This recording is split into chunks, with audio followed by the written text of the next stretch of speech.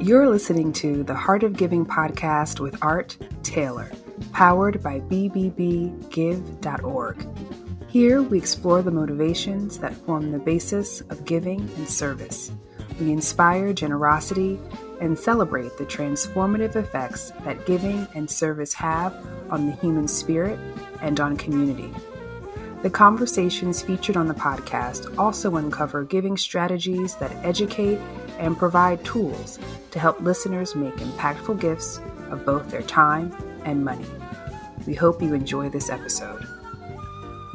Welcome to the Heart of Giving podcast, powered by bbbgive.org. Give.org is the nation's standards-based charity evaluator, and it's your one-stop source for information on giving and reports on the most asked about charities. I am Art Taylor. We hear a lot these days about diversity, equity, inclusion, and access. Some refer to the acronyms in a different form. They say IDEA, but we're essentially speaking about the opportunities that people have to succeed in our society. Diversity obviously refers to making sure that our activities and enterprises represent a diverse group of people from all backgrounds. Equity, E, focuses on whether people are treated fairly once they are there, or even are they given the opportunity to participate in various activities, enterprises. Inclusion, I, talks more about whether a person who's in the room is actually given an opportunity to be heard. That is, are we taking advantages of the talents and people that we have in our organizations that come from these diverse and sometimes unrepresented backgrounds? And access refers to whether our institutions are even accessible and set up in such a way that people of certain backgrounds can actually thrive in those communities.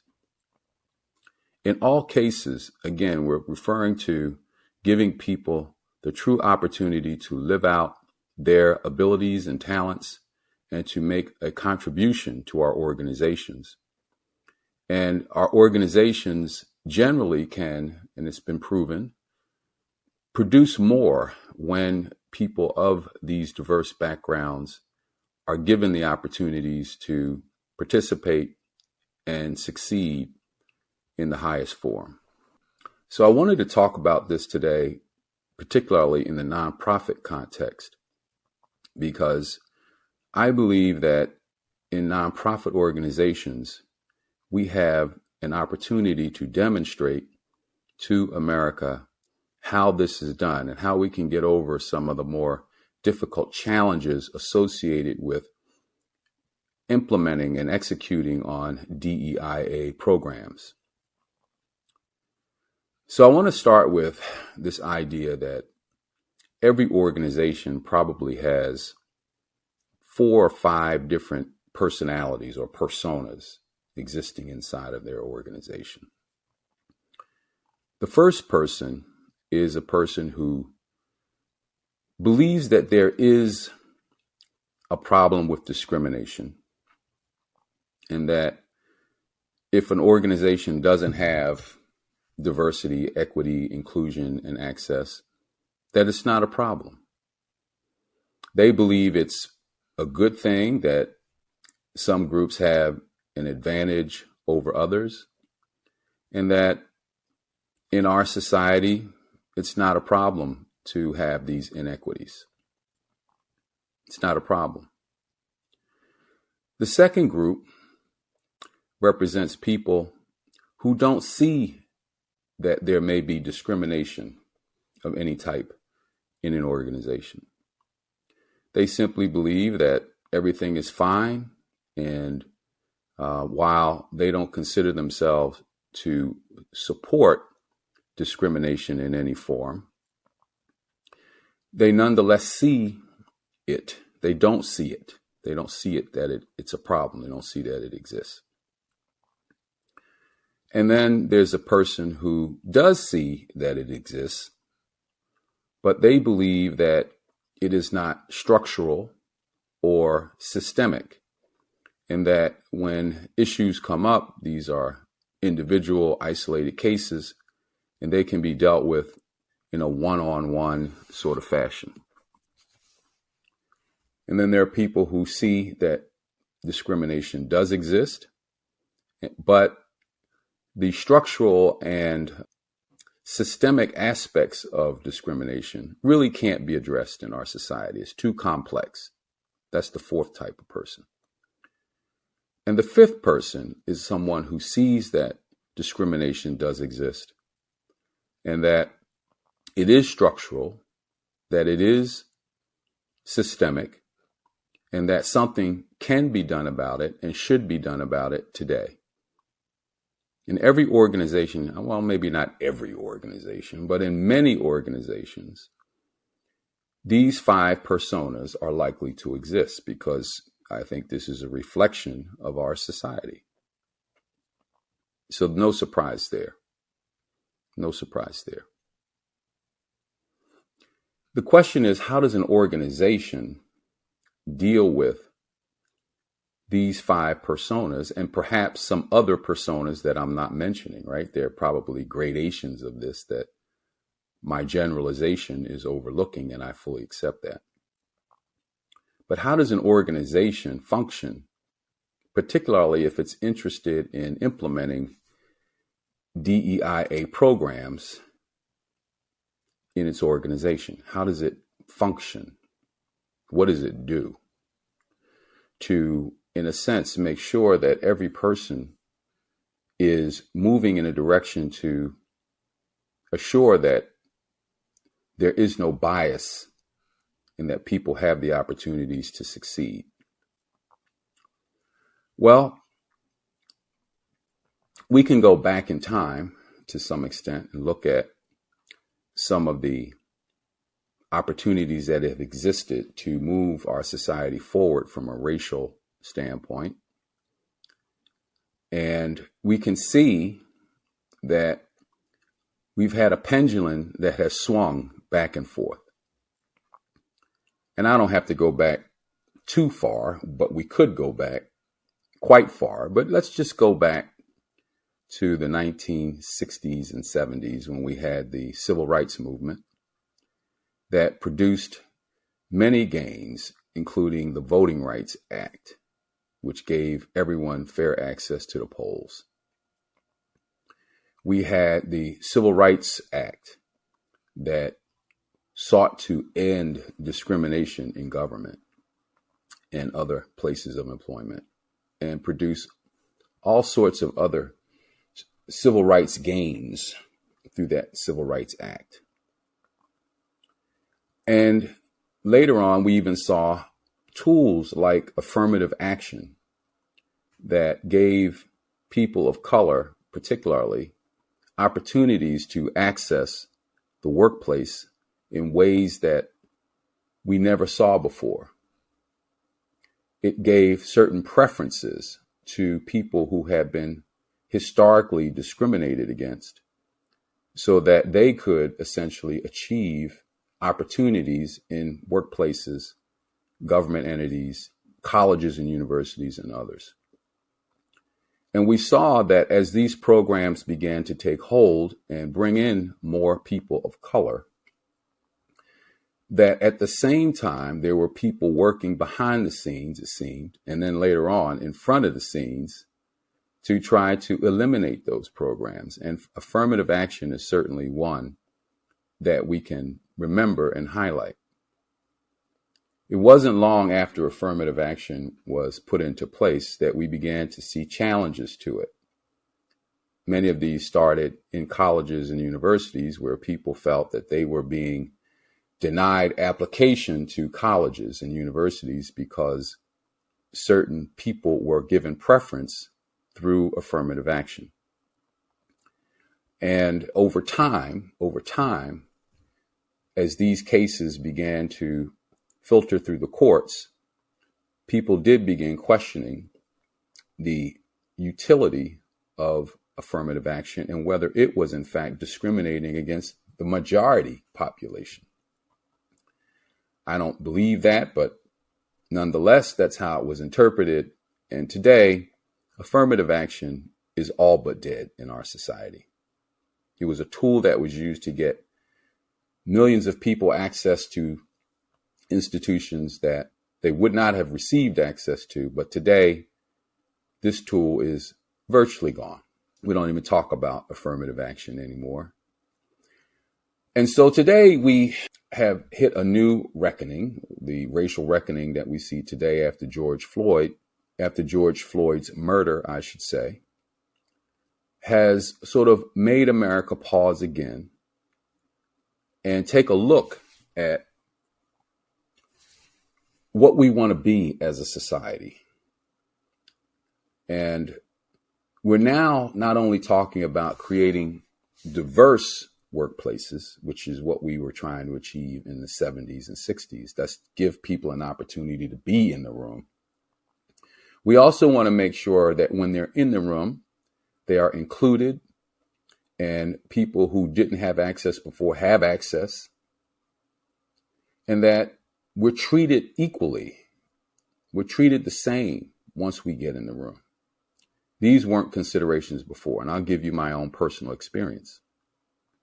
When I graduated college as an African-American man, I had an opportunity to go to work for a public accounting firm. One of the most sought after jobs for accountants at the time was to work in one of the big 8 accounting firms. And I got an opportunity to work in the Philadelphia office of one of these big 8 accounting firms. And out of 190 professionals in this firm, in this office, I was the only African American. And so I got in the room. There was little diversity, but I became, I guess, their diversity. They could no longer say there were no blacks in this office. I was one black. And yet, I will tell you that I was not treated equally, nor was I included in what was going on. Let me explain. So when we joined this office, there were about 20 of us that started at the same time in this place, 20 of us. And we all were given some training and some orientation to working there and how the firm operated. And after that period, we were asked to go out and work on different assignments, on different audit clients. That is everyone except me. All of my colleagues were assigned to work on different audits, different clients. But it took weeks, almost months, before I was assigned to go to work on a particular client. Now, I don't know if that was pure oversight. I don't know if their clients said that they didn't want, or they had a sense that their clients would not want an African American working on their job. Or I don't know if they had a sense that I wouldn't be a good accountant and that I would be a liability if I was on one of those teams. I don't know what the sense was. I do know that while my colleagues were out there working on audits and learning how this is done, I was sitting in the office reading training materials and trying to do what I could to learn how to be an accountant. So diversity was there, but certainly not inclusion and not equity. Okay. After time, I did get an opportunity to work on a client. But as you might suppose, our business was a competitive one and people wanted to get skills and rise to the top. Well, I was already several months behind my other colleagues who had had much more experience working on these jobs than I had. And I was immediately in a catch-up situation.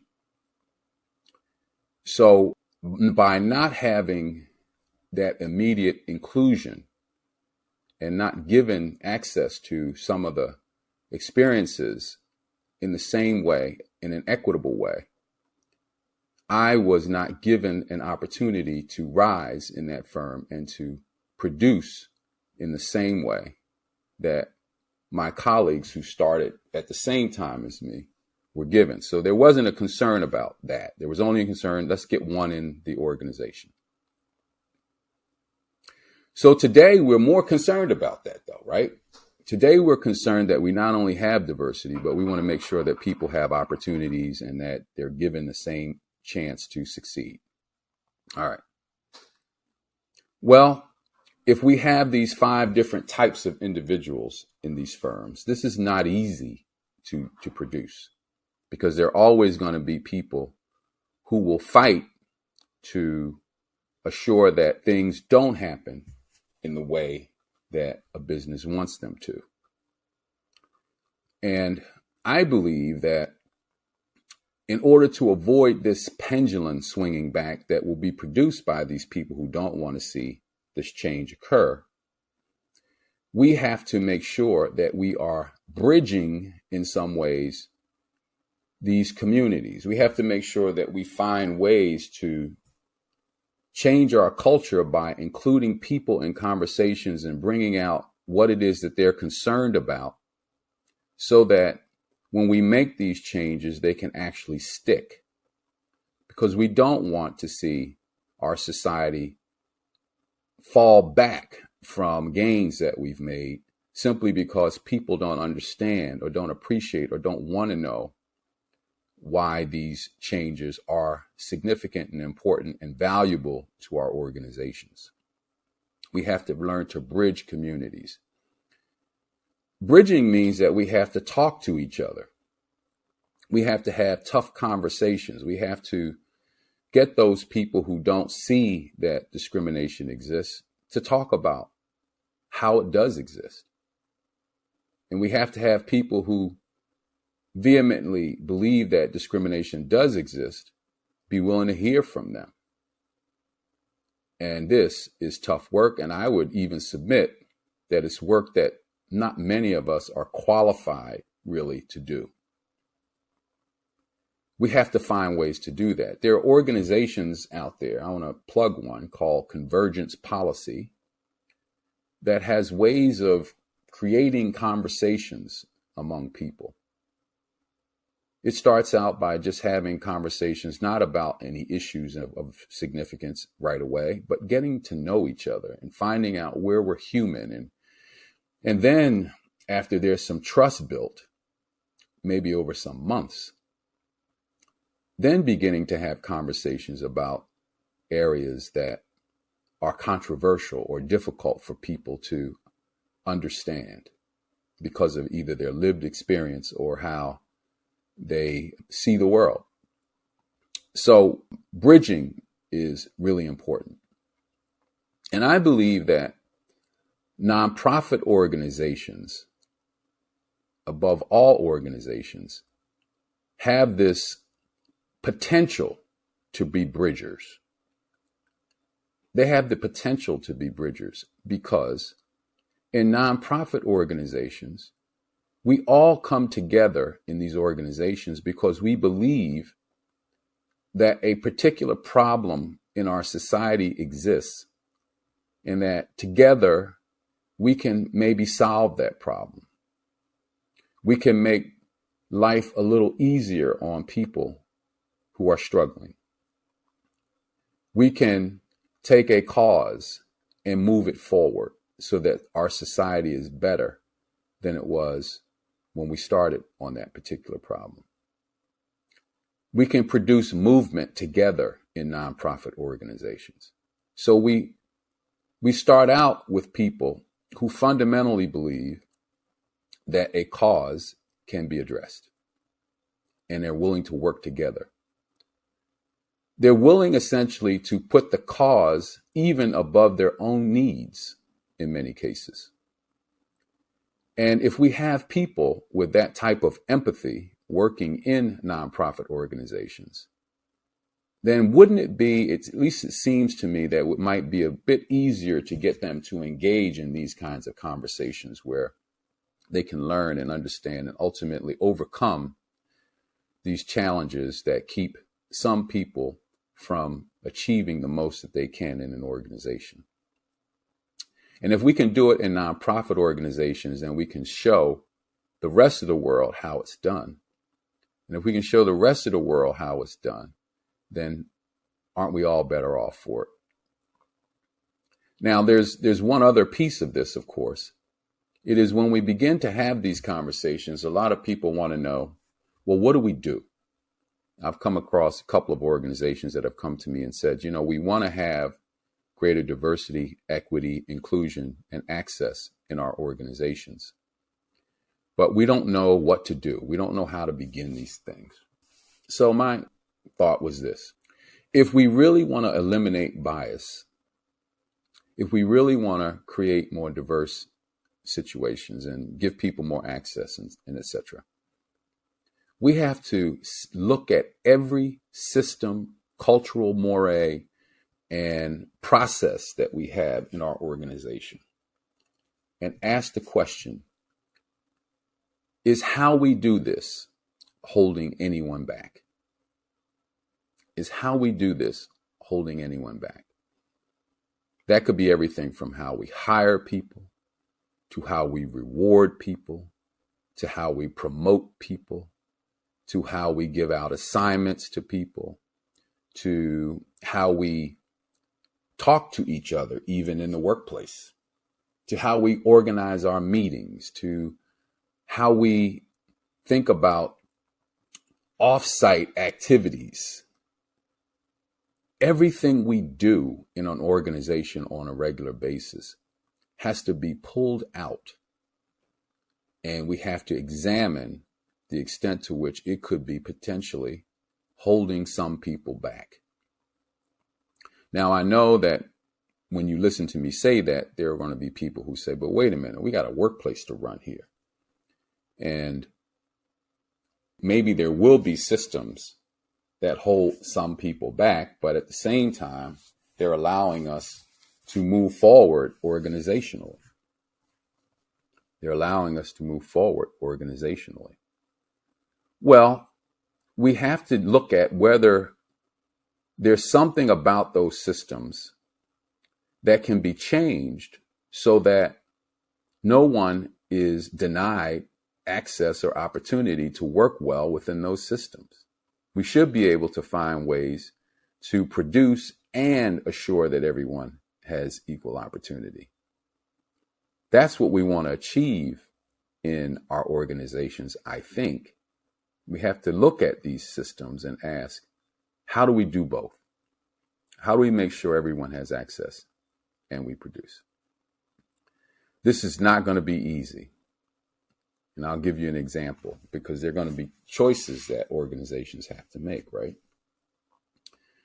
So what if we have that first person I talked about, the first person being the individual who doesn't believe that there should be any changes. They know that there's discrimination in the world, but they don't believe that any organization needs to do anything about it. They like the fact that they have certain advantages. And let's assume that this person is a top performer in the organization, meaning that they are producing more than maybe the average person is producing. And by not having them in the organization, there could be some disruption of productivity. So that there may be some reluctance to be overly concerned about this person's lack of commitment to any DEIA programs that the organization institutes. This produces a dilemma for an organization. We want to keep that person, but we also want to make sure that they buy into our programs to make sure that all are treated fairly inside of our organization, that we're bringing in diverse people. So it produces a dilemma. What does an organization do with that individual? We can't just let them go, because if we let them go, then maybe we don't produce as much. It's a tough problem. There won't be easy answers. We can't fire everyone. But we do have to stand for, I believe, the fact that if all people aren't given opportunities, and if the culture of the organization continues to give individuals who don't see the importance of this right of way, then it's going to undermine what we do. And we have to evaluate the extent to which that type of behavior or those individuals will undermine what we actually have to do. And we have to find ways to bring them in. This is, again, why I think bridging is so important. So I wanted to just come on today and talk about this again, because I think that nonprofits have the ability, in my opinion, to show us the way. This is enormously difficult work. I appreciate that. But it can also be very rewarding work when we achieve it. And I'll also say that we shouldn't be frustrated by our inability to get to a place where everyone believes that we've achieved something. Let's not be frustrated by it. This work has to be ongoing. Ongoing. I don't know if we ever get to a place where we actually agree that we are a diverse, equitable, inclusive, and a place that has access for everyone. I don't know if we ever achieve that place where all agree that we're at the right place. But we have to keep working at it. And so we shouldn't be frustrated when it seems that all people aren't happy with what we've produced. We just got to keep working at it. We can make progress, and we should tout that progress. But there may not be a time when we're all feeling that we're at the right place. And why is that? Well, because what I see as inclusiveness may be very different than what someone else sees as inclusiveness. What I see as access may be different than what someone else sees as access. My expectations for this work may be very different than someone else's expectations for this work. And if we have a workplace made up of people of very diverse backgrounds, and there are lots of them, it may be difficult to get everyone to agree that we've achieved what we want to achieve, what we should be achieving. So we shouldn't be frustrated that there are going to be some who don't feel that we're where we need to be. But we keep working at it.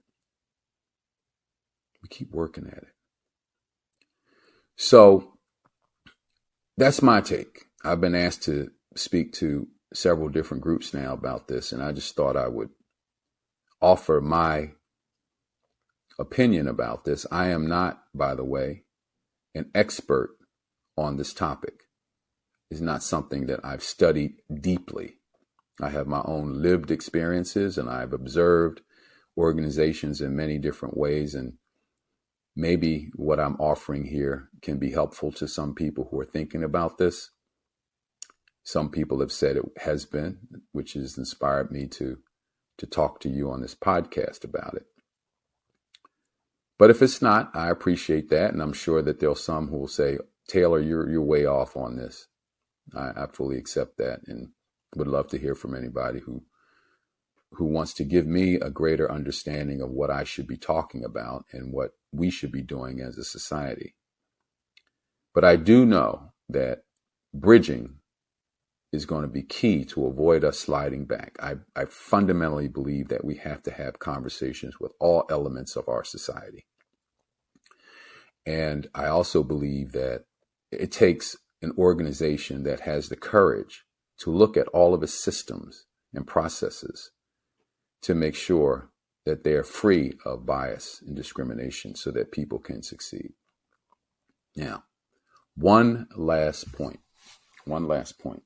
One thing that could be very different than in those old days in the 70s and prior times is that the pendulum was able to swing back because in our society, the majority population, the incumbent population, was still so large that it had the ability to if it changed, stop these programs, to halt them, to end affirmative action. Politically, it could do that, and culturally, it could do that, because there were more of them who saw it that way, who thought that these programs needed to end. But in our society today, we're growing increasingly diverse.